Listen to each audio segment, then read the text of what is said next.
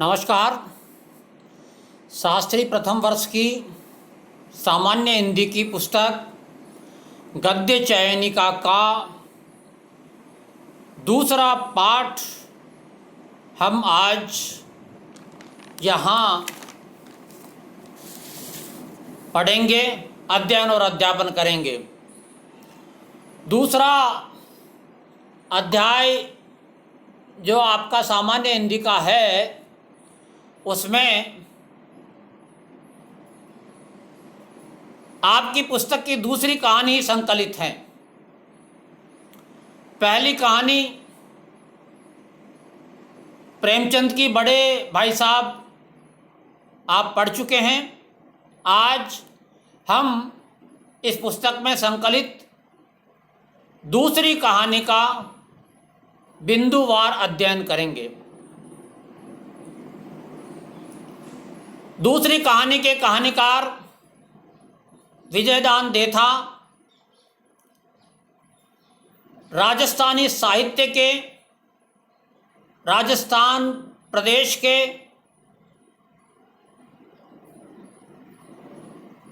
बौरुंदा नामक गांव के ग्रामीण परिवेश में पले और बड़े हुए और ग्रामीण परिवेश से को आत्मसात किए हुए कहानीकार विजयदान देथा हैं।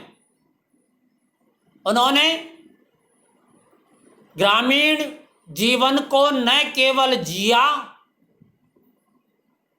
बल्कि ग्रामीण संस्कृति का भरपूर आनंद लिया, ग्रामीण वार्ताओं का भरपूर लाभ उठाया, गांव के छोटे छोटे चौपालों पर जाकर के चौपालों में बैठ करके यहाँ की प्रचलित कथाओं का श्रवण किया और उन कथाओं को जो हमारे बड़ों में, बुजुर्गों में, जन जन में, छोटों में, बड़ों में, बहू में, बेटियों में, सबकी जुबान पर जो लोक कथाएं व्याप्त थी, उन लोक कथाओं को संग्रहित करके, संकलित करके और अपनी लेखनी चला करके श्रेष्ठ राजस्थानी में शैली में प्रस्तुत करने का कार्य विजयदान देथा ने किया, जिसको हम बातारी फुलवारी नाम से जानते हैं। जी हाँ, उसी बातारी फुलवारी के लेखक जिन्होंने 13 खंडों में राजस्थानी लोक कथाओं को संग्रहित किया और उन्हें अपनी विशिष्ट शैली में ढाल करके प्रकाशित किया और आने वाली पीढ़ियों को उन लोक कथाओं से प्रेरणा लेने के लिए, उन लोक कथाओं का पठन करने के लिए, उन लोक कथाओं का श्रवण करने के लिए एक समग्र मंच, एक समग्र अध्ययन केंद्र, एक समग्र पुस्तक बातारी फुलवारी नाम से राजस्थान के बासिंदों को प्रदान की।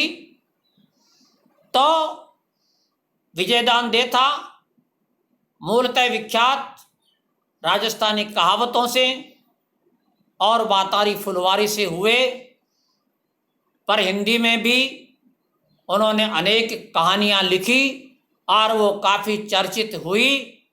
ऐसा राजस्थान की धरती का चहेता साहित्यकार, लाडला साहित्यकार, जिनकी कथाएं लोगों की जुबान पर व्याप्त है, जन जन की जुबान पर व्याप्त है, ऐसा साहित्यकार, उनकी हिंदी में लिखी हुई एक कथा, एक कहानी सिकंदर और कौवा का हम यहाँ अध्ययन करेंगे।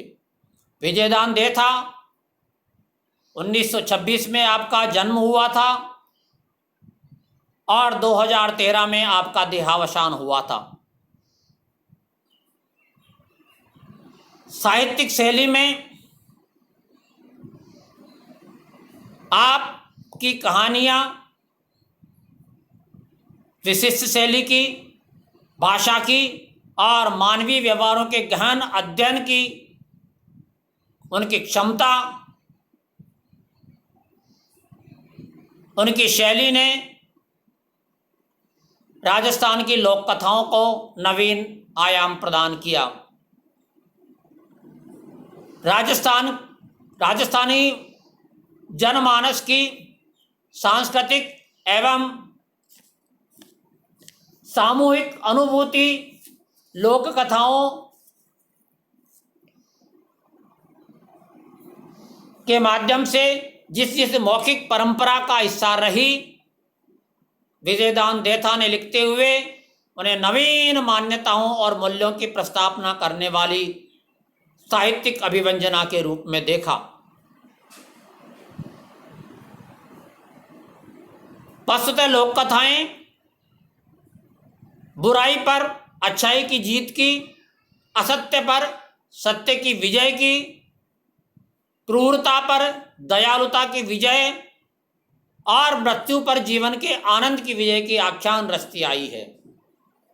तो जीवन की सुंदर संभावना और उनकी आकांक्षाओं का रूप बनकर तो ऐसी लोक कथाओं को अपनी पुस्तक माता की फुलवारी में विजयदान देथा ने संपादित किया, संकलित किया, अपनी शैली में, विशिष्ट शैली में अपनी कलम के द्वारा उनको लिपिबद्ध किया।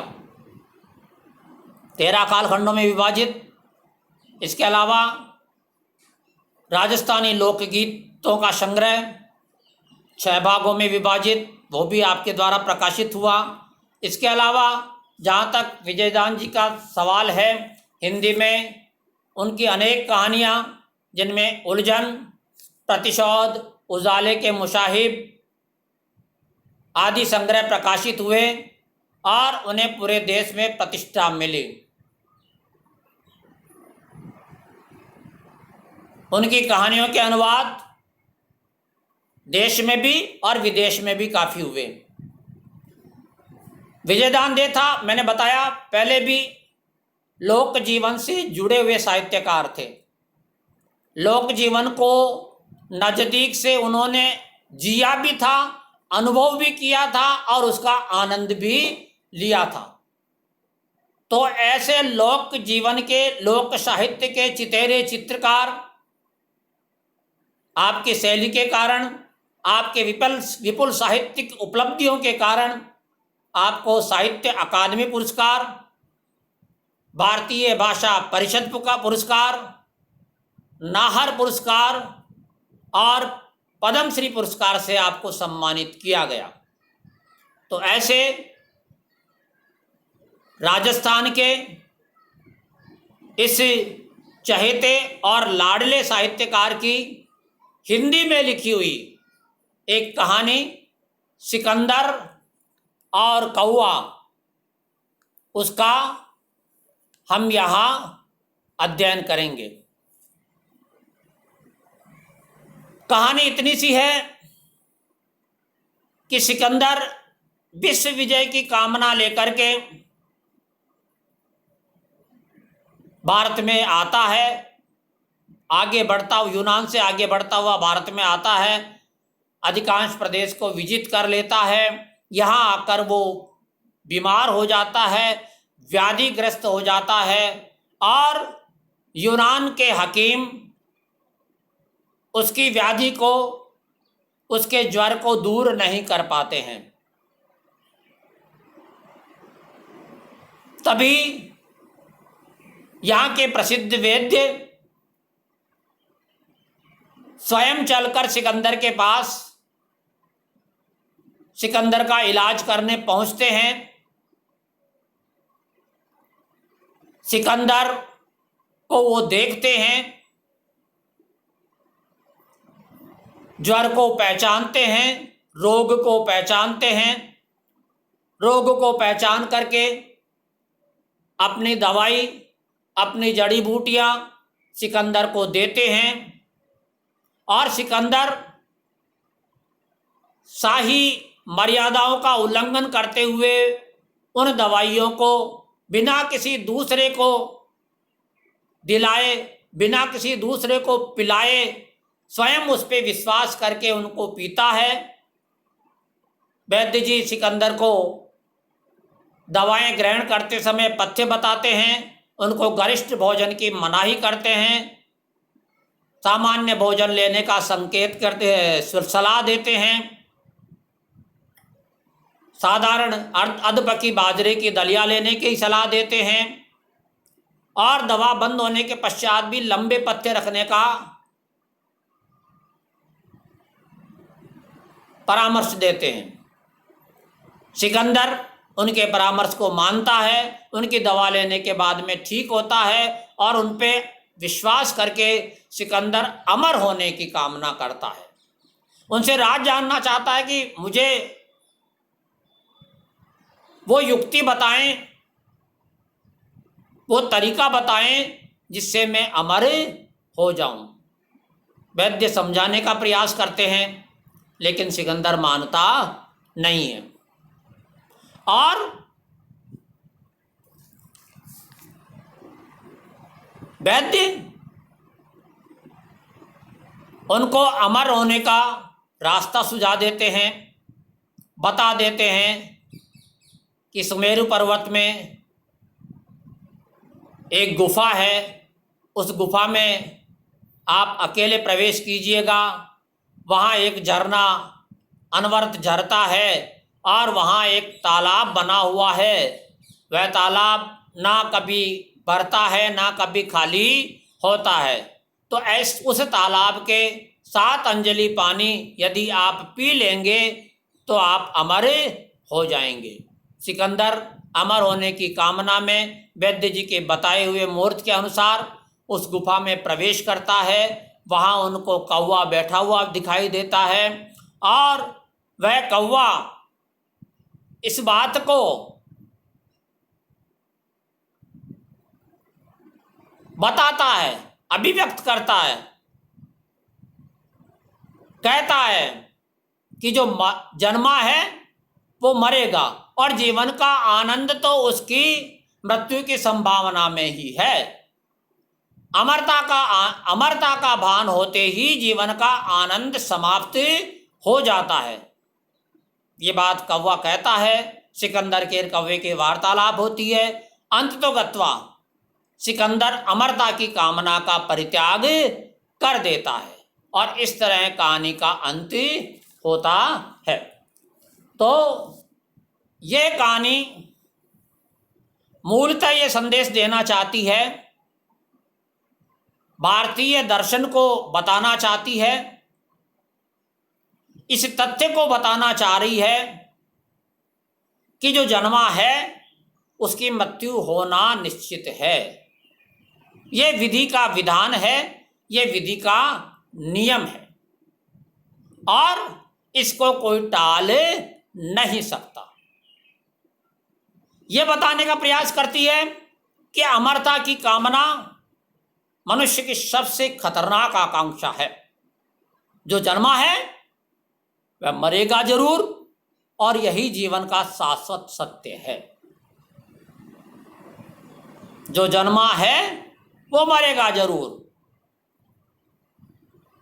संतों ने कहा है, आया है सो जाएगा, राजा रंक फकीर, कोई बैठावे पालकी और कोई बंधे जंजीर।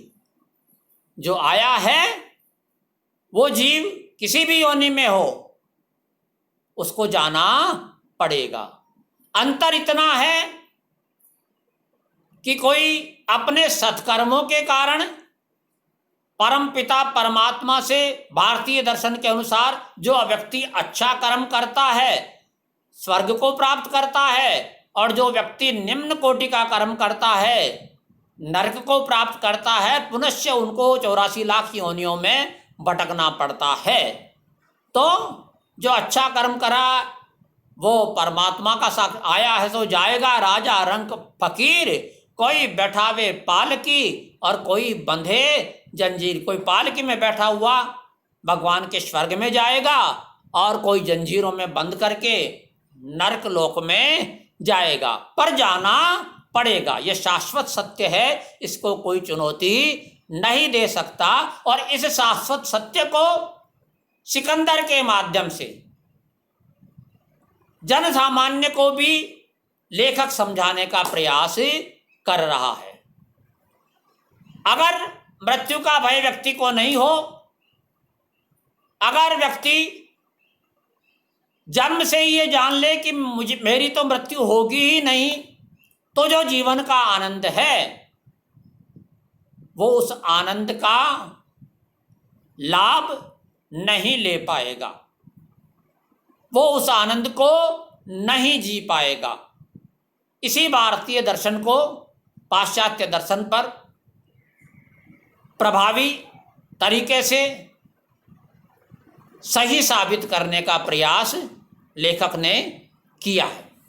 अब हम इस कहानी का अध्ययन, मैंने पहले बता दिया कि विश्व विजयी सिकंदर अमरता की कामना करता है, और अमरता की कामना इसलिए करता है कि ये जो सारा वैभव, ये जो सारा धन संपदा, ये जो विपुल संपदा, ये विपुल साम्राज्य, ये एक छत्र राज उसका, ये सारे सैनिक, उन पे शासन करने का जो उसका अधिकार है, अब इस छोटी सी जिंदगी में तो उसने उसका लाभ लिया ही नहीं है, इसलिए वो अमर होकर के इन सब संपूर्ण ऐश्वर्य का लाभ लेना चाह रहा है।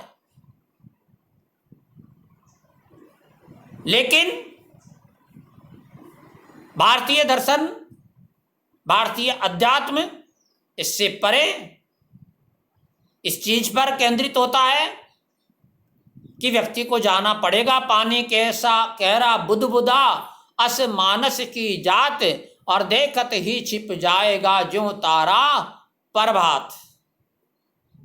पानी के बुलबुले के समान मानस की जात, कबीरदास जी ने कहा है, जिस प्रकार पानी का बुलबुला उठता है और कब लुप्त होता है पता ही नहीं चलता, वैसे के वैसे मानव का शरीर यह नश्वर है, एक न एक दिन नष्ट होना है, यह शाश्वत सत्य है। और इस शाश्वत सत्य को सिकंदर को समझाने का, सिकंदर के माध्यम से जन सामान्य को समझाने का लेखक ने प्रयास किया है, और पाश्चात्य संस्कृति पे भारतीय दर्शन को की जीत एक तरह से अप्रत्यक्ष रूप से कहानी में बताई गई है।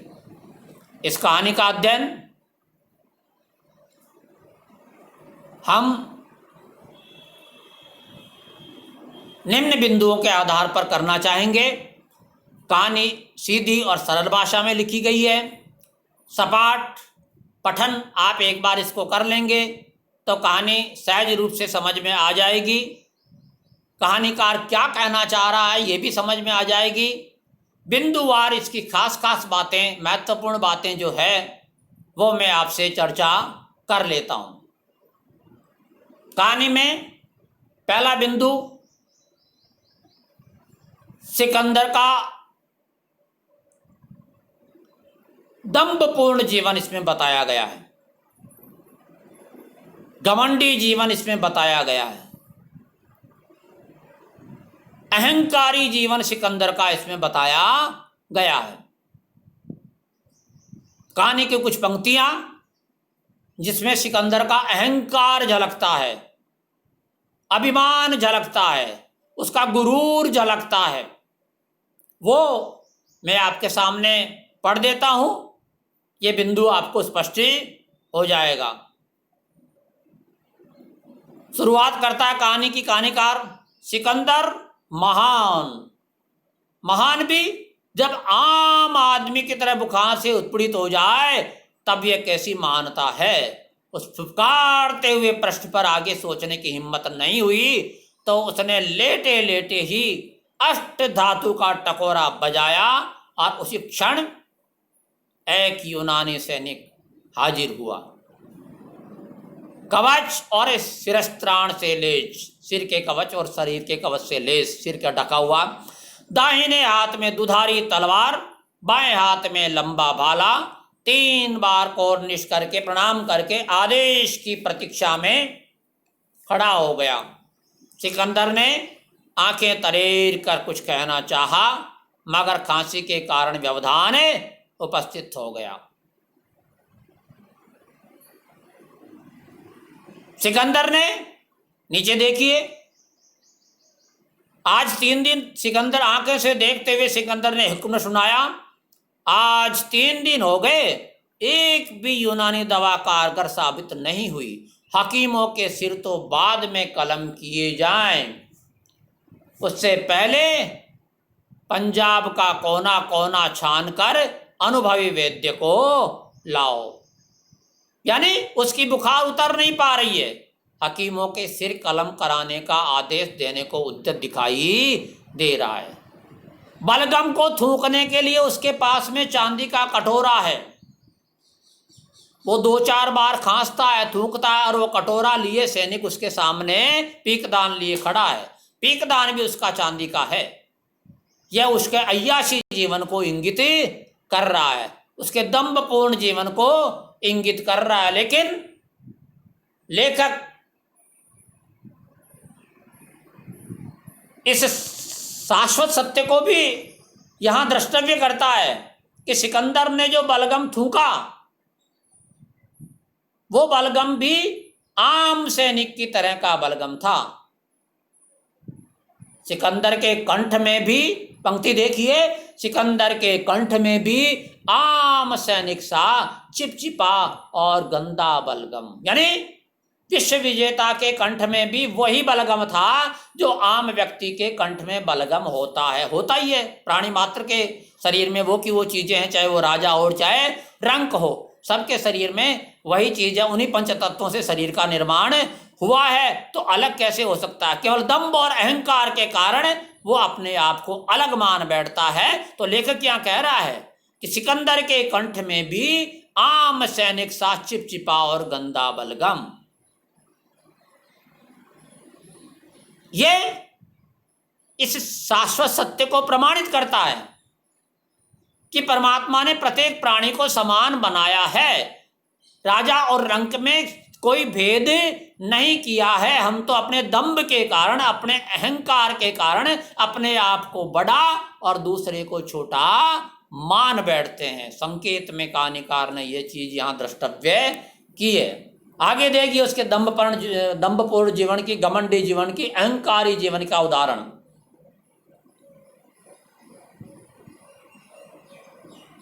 मैं, सिकंदर कह रहा है, मैं तो बुखार के मारे लेटा रहूं और तुम सब स्वस्थ दुरुस्त घूमते रहो, शर्म नहीं आती?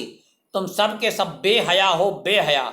जब तक मेरा बुखार न उतरे, किसी भी सैनिक ने खाना खाया तो उसकी खैर नहीं। जाओ, इस तरह खड़े होकर मेरा मुंह क्या ताक रहे हो?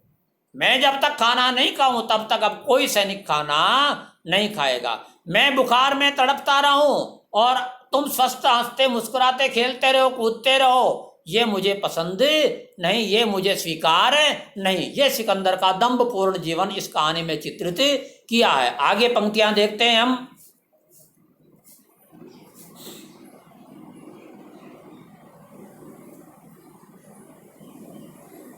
रोगी, जब वैद्य कहता है उनको रोगी कहकर के संबोधित करता है, तब सिकंदर प्रत्युत्तर देता है, रोगी? क्या कहा रोगी? सिकंदर के दिल पर ऐसा ही यह चोट लगी। गर्वित स्वर में बोला, मैं सिकंदर हूं, सिकंदर महान, पहला विश्व सम्राट। कुछ होश भी है तुम्हें? यानी उसको रोगी कहने पर उसको रोगी शब्द भी कान में चुभ रहा है। अरे भाई, राजा हो, सम्राट हो, कुछ भी हो, रोगी तो रोगी ही है। पेशेंट तो पेशेंट ही है वैद्य की नज़र में, डॉक्टर की नज़र में, चिकित्सक की नज़र में। यह उनके अहंकार पूर्ण जीवन को व्यक्त करती है। तो कहानी में सिकंदर का दंभपूर्ण, अहंकारपूर्ण, घमंडी जीवन बताया गया है। दूसरे बिंदु पर हम चलते हैं।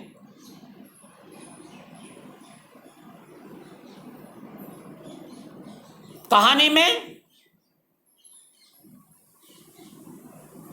कर्तव्य पालन की प्रेरणा देने वाला बात बताई गई है। देशभक्ति भी है और देशभक्ति के साथ साथ कर्तव्य पालन की भी प्रेरणा ये कहानी दे रही है। सिकंदर जब बीमार होता है, उसकी खबर जब वैद्य को पड़ती है, तो वैद्य जी बिना आक्रांता का ध्यान किए हुए, बिना आक्रमणकारी का ध्यान किए हुए, बिना आतताई का ध्यान करते हुए उसको मात्र एक रोगी मान करके उसका उपचार करने पहुंच जाते हैं। ये भारतीय लोगों की, भारतीय जनमानस की महानता को व्यक्त करता है। देखिए, देखते हैं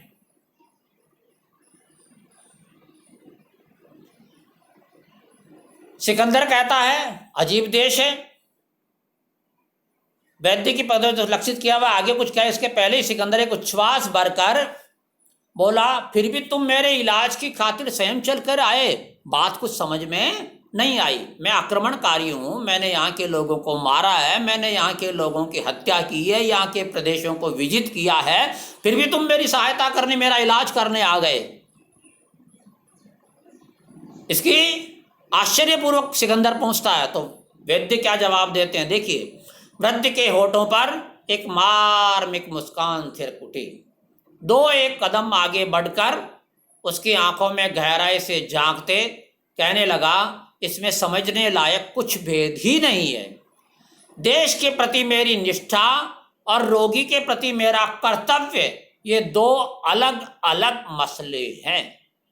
मैं देश के प्रति निष्ठावान हूं, इसमें कोई संदेह है नहीं, लेकिन मैं रोगी के प्रति भी एक वैद्य होने के साथ साथ में एक रोगी के प्रति मेरा क्या कर्तव्य है, मैं इसको भी अच्छी तरह जानता हूं। इसलिए मैं दोनों को एक साथ लेकर के नहीं चल रहा, दोनों को साथ मिलाकर देखने से ही झमेला होता है।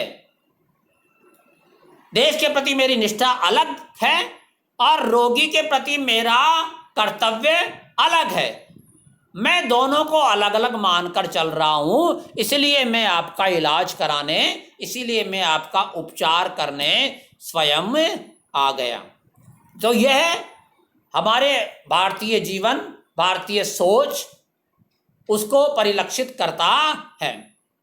आगे वैद्य जी कह रहे हैं, पूरा होश तभी तो बिन बुलाए चला आया, कोई दूसरा होश मुझे रखना ही नहीं है, पर मेहरबानी करके अब दिगर चर्चा बंद कीजिए, बाकी सब औषधियां तो लाया हूं, एक आध जड़ बूटी के लिए अरण्य में जाना पड़ेगा। जहां पर आने उसके व्यवहार को देखकर स्वयं करा, बड़े विचित्र लोग हैं, क्या बच्चे, क्या बूढ़े और क्या औरतें, सभी दार्शनिक हैं। कहाँ मेरे गुरु अरस्तु ने यूनानियों के अलावा सबको ही जन्मजात गुलाम समझते हैं, जिन्हें बोली लगाकर बेचना ही उचित है। क्यों कर उचित है? पौरुष से मुकम्मल संधि करके बस यहीं बस जाने की इच्छा हो रही है। तो यहाँ के लोगों का व्यवहार देख करके, यहाँ के लोगों का जन साधारण के प्रति प्रेम देख करके, क्या कहना चाहिए, अपना कर्तव्य बोध दे करके सिकंदर कह रहा है यहीं बस जाने की इच्छा हो रही है। ये इस कहानी में बताया गया है। कर्तव्य पालन अपनी जगह है, देशभक्ति की निष्ठा अपनी जगह है। तो देशभक्ति और का तो पालन करना ही करना है व्यक्ति को, देश के प्रति निष्ठा तो करनी ही करनी है। परंतु यदि प्रतिकूल परिस्थितियां आ जाए तो कर्तव्य के प्रति, कर्म के प्रति निष्ठा भी रखनी है। ये वैद्य के माध्यम से कहानीकार ने बताने का प्रयास किया है। और सिकंदर भी उसका पालन करता है। वैद्य जी जो काढ़ा बना करके लाते हैं, सैनिक शाही नियम के अनुसार पहले वैद्य जी को पीने का हुक्म देता है, लेकिन बिना शाही नियम का पालन किए हुए, भारतीय वैद्य पे विश्वास करते हुए, दुश्मन क्षेत्र के वैद्य पे विश्वास करते हुए सिकंदर उस काढ़े को स्वयं पी लेता है। यह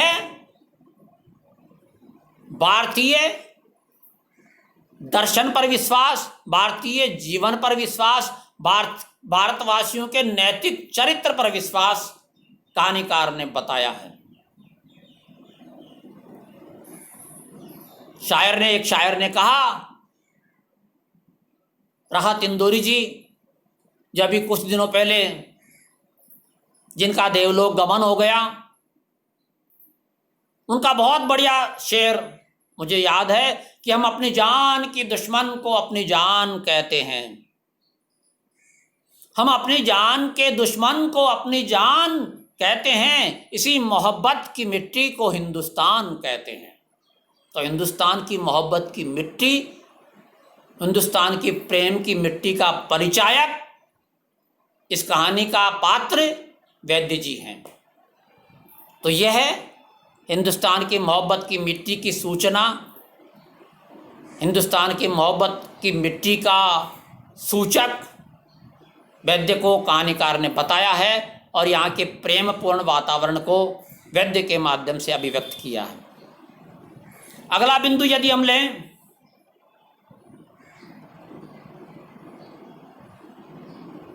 तो भारतीय दर्शन का पाश्चात्य दर्शन पर विजय, जीत की कहानी का संदेश। ये शाश्वत सत्य है कि जो जन्मा है उसकी मृत्यु होगी, इसको कोई रोक नहीं सकता है और इसी उद्देश्य के लिए ये कहानी लिखी गई है। कहानी का मूल संदेश भी यही ठहरता है।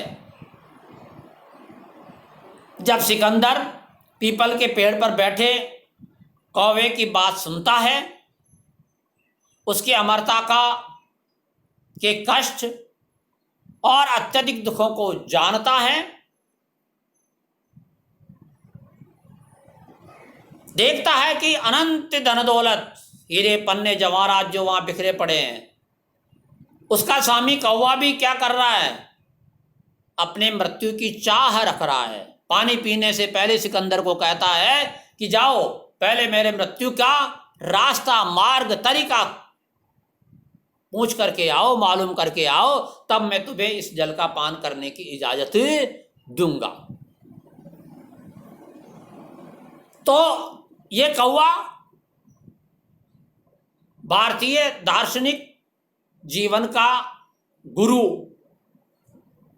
प्रतीक, भारतीय आध्यात्म का प्रतीक एक तरह से इस कहानी में है, जो इस चीज को बताता है कि मृत्यु शाश्वत सत्य है, आएगी, इसे कोई रोक नहीं सकता। और कौवे के माध्यम से लेखक भारतीय जीवन दर्शन का ज्ञान देकर सांसारिक माया मोह तथा तृष्णाओं से मुक्ति का मार्ग प्रशस्त करते हैं। कहानी के मुख्य अंश देखते हैं जिनमें भारतीय दर्शन की ये मूल बातें बताई गई है।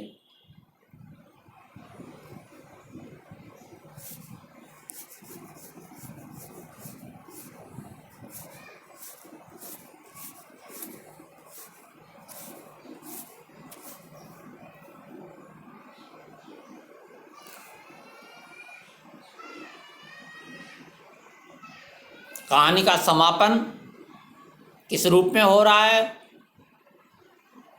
भारतीय दर्शन से सिकंदर किस प्रकार प्रभावित हो रहा है, कहानीकार क्या कहना चाह रहा है, ये अपन इस कहानी के अंतिम प्रश्नों पर चलते हैं और उनको देखते हैं। वैद्य जी के बताए मार्ग पर सिकंदर पहुंच जाता है और वहां देखते हैं कि पीपल के पेड़ पर एक कौवा हरदम चिल्लाता रहता है, काँव काँव। इस सृष्टि में फकत वही अमर है जो अपने अमरत्व की प्रतिक्षण उद्घोषणा करता रहता है। झरने के निशेष होते प्रवाह से तुम 7 अंजलि पानी पी लेना, फिर तुम्हारे शाश्वत जीवन को चुनौती देने वाला कोई नहीं है, न देवता, न असुर, न मनुष्य।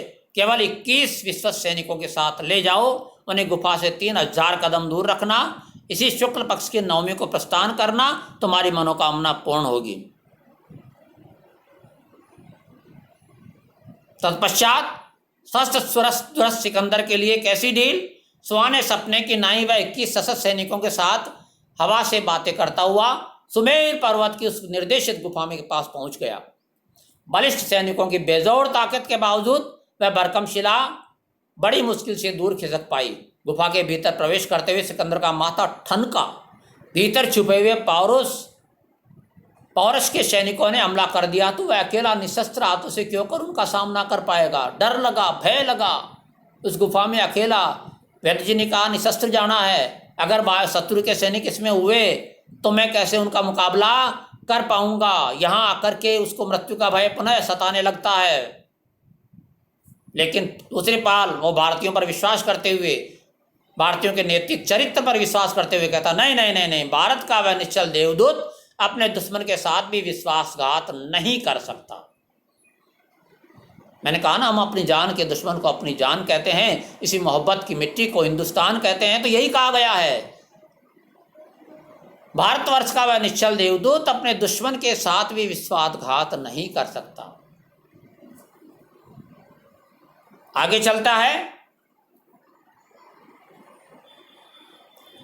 पीपल की डाल पर बैठा कौवा अपने अमृतत्व की अवराम रट लगा रहा था, कांव कांव कांव कांव, और पास ही कल कल की सुमधुर ध्वनि संकृत करता हुआ स्वच्छ झरना अविरल बह रहा था, लगातार बह रहा था।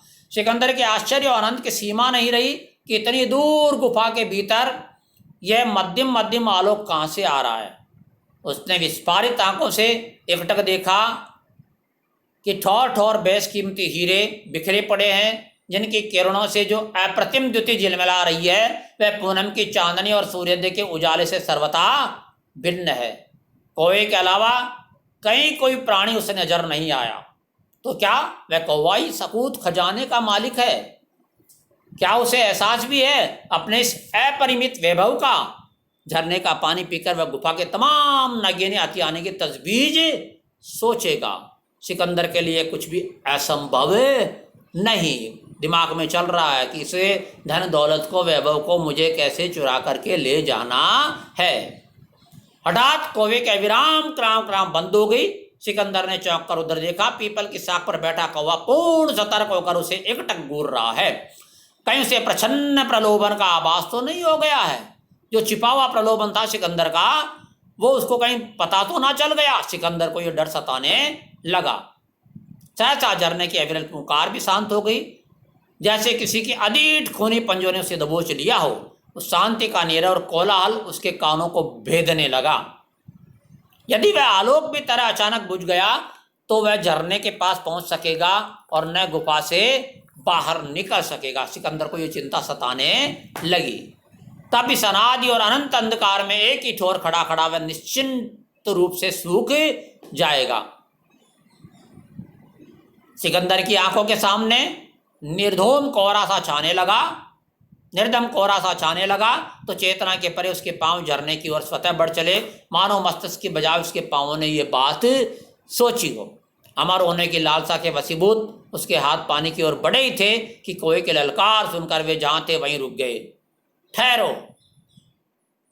मेरी स्वीकृति के बिना झरने की एक बूंद भी चखली तो यहीं ढेर हो जाओगे। जिस भूल के कारण मैं हजारों हजार बरस से अमरता का ये अभिशाप भोग रहा हूं, तो सपने में भी ये गलती मत करना। मैं इस शाश्वत जिंदगी से तंग आ चुका हूं। जाने कितनी शताब्दियों से मरना चाहता हूं, लेकिन मर नहीं सकता। निरंतर क्रांव क्रांव के रुदन से मेरे कान सर्वथा संवेदन शून्य हो चुके हैं, और जिस माया के प्रति तेरी चाह जागी है, मैं उसी का एक छत्र स्वामी हूं। कौवा कह रहा है, जिस माया को प्राप्त करने की तेरी चाह जगी है, मैं उसका एक छत्र स्वामी हूं, लेकिन फिर भी मरने की कामना कर रहा हूं। और तू मूर्ख है जो अमरता की कामना से यहां आया है। मुझे तो ये फोटो आंखों भी नहीं सुहाती। मेरी मृत्यु के बाद जितनी इच्छा हो इस झरने का पानी पी लेना। जिस तलवार से तूने हजारों व्यक्तियों को मौत के घाट उतारा, मैं उससे मरने वाला नहीं। जा, मृत्यु के देवता यमराज के पास जाकर मेरे लिए मरने का नुस्खा ले आए, तो यह समूची संपदा तेरे हवाले कर दूंगा। मृत्यु के देवता के पास जाओ, मैं किस प्रकार मरूं ये नुस्खा तू लेकर के आ जाएगा, तो मैं तुझे ये पानी पीने दूंगा।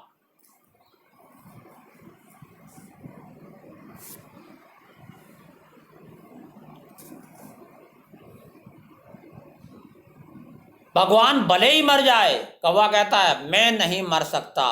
जीने का सुख और आनंद तभी है, यह इस कहानी का मूल कथ्य है। ये पंक्तियां महत्वपूर्ण है, इनको अंडरलाइन कर लीजिएगा। जीने का सुख और आनंद तभी है जब मरने का संयोग उसके साथ जुड़े। अगर मरने का संयोग जीवन के साथ नहीं जुड़ता है तो जीवन जीने का कोई आनंद ही नहीं रह जाता, इस सृष्टि का कोई आनंद ही नहीं रह जाता, इस सृष्टि में जीने का कोई आनंद ही नहीं रह जाता। मृत्यु विहीन अमरता से बड़ा अभिशाप और कुछ भी नहीं है। ऐसी अमरता, मृत्यु विहीन अमरता, जिसमें मृत्यु नहीं हो। अमर्त का मतलब ही मृत्यु नहीं होना है। तो कौवा सिकंदर को कह रहा है कि उससे बड़ा अभिशाप कोई हो ही नहीं सकता। युगों युगों तक, शताब्दियों तक आप जीते रहो और इस जीवन के अभिशाप को मेरी तरह भोगते रहो, मैं उसको सार्थक नहीं मानता। हे सिकंदर, तू अमरता की जो कामना कर रहा है वो तेरी अज्ञानता है, वो तेरी बुद्धिहीनता है, वो तेरी अतार्किकता है। इसलिए जीवन की सार्थकता इसी में है कि उसमें मरने का संयोग हो। मृत्यु का संयोग अगर नहीं होगा तो उस जीवन का आनंद व्यक्ति ले ही नहीं पाएगा। यही इस कहानी का मूल तथ्य है। इस सेंटेंस की जितनी व्याख्या की जाए उतनी कम है, पर चूंकि वीडियो लंबा हो चुका है इसलिए इस कहानी के इस मूल तथ्य के साथ ही मैं विराम देता हूं। तो बिंदुवार कहानी क्या कहना चाह रही है, कहानी क्या बताना चाह रही है, कहानीकार का मूल ध्येय क्या रहा है, ये मैंने आपको इस संक्षिप्त में बताने का प्रयास किया है। तो इस तरह आपकी ये दूसरी कहानी यहाँ संपूर्ण होती है, पूरी होती है। और इस दूसरी कहानी को हम यहीं विराम देते हैं। तो कहानी का मूल तथ्य यही हो जाता है कि जो जिया है, जिसका जो जन्मा है वो मृत्यु को प्राप्त होगा। सिकंदर को भ्रम था कि मैं अमर होकर के इस वैभव को भोग लूँगा, जबकि लेखक और भारतीय दर्शन इससे परे अलग बात कहते हैं कि जीवन की आनंद, जीवन का असली मज़ा जो है वो इस मृत्यु के संयोग से ही है, वरना जीवन का कोई असली मज़ा नहीं है। ये शाश्वत सत्य है, इसको कोई रोक नहीं सकता, इसको कोई नकार नहीं सकता। तो इस तरह ये आपकी दूसरी कहानी यहीं संपूर्ण होती है और समाप्त होती है। धन्यवाद।